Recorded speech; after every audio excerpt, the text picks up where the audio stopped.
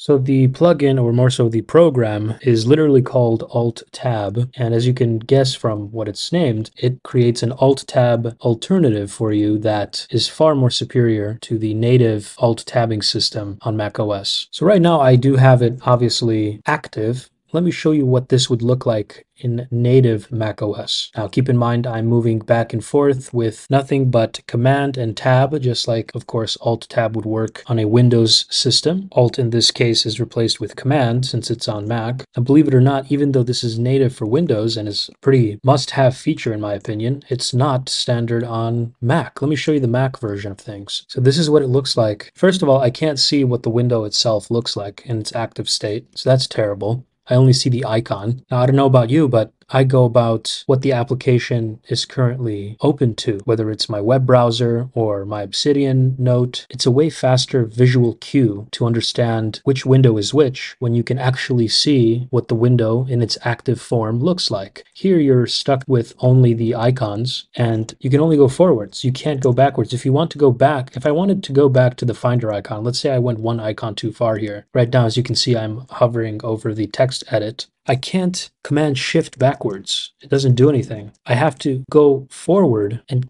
come back around to the Finder icon. I don't know why they would not make this a feature. How do they expect you to go backwards?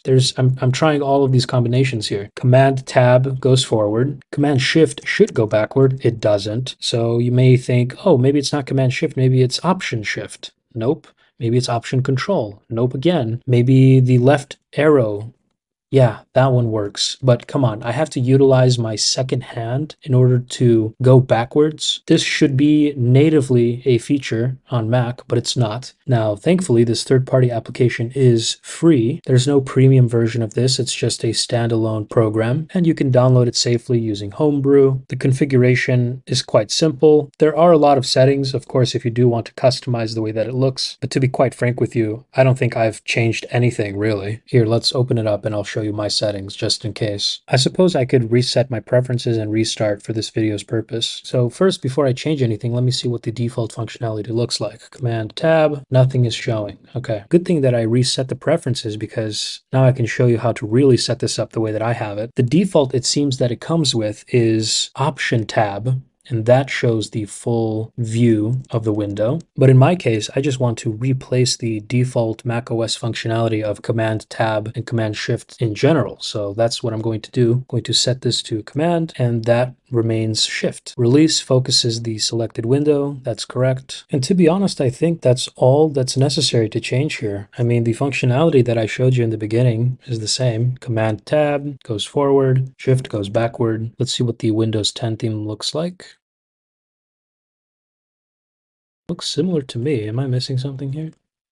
I suppose it is a little bit different visually. I think I prefer the macOS theme, so I'm going to leave it at that. As I always say, I like to keep defaults default, just so that if I ever do end up on a new system, I get a new MacBook, I decide to factory reset, I don't have to spend hours upon hours re-tinkering my system. I can just download this app and have it working right away. Regarding any of the other tabs here, there's policies, whether you want to update periodically or not, privacy-related things like sending crash reports if that happens, blacklists, which this is the default blacklist that comes, so things such as Parallels or McAfee, I'm not really sure what that is. Isn't that an antivirus program? And then, of course, there's the About section. Seems like the source code is publicly available. Let's take a look at that real quick. Feel free to check out the source code if you're wanting to really get into understanding how it works behind the scenes. But apart from that, everything else is pretty much set up and forget about it. Here are the contributors. That's a nice little addition to have the people who have,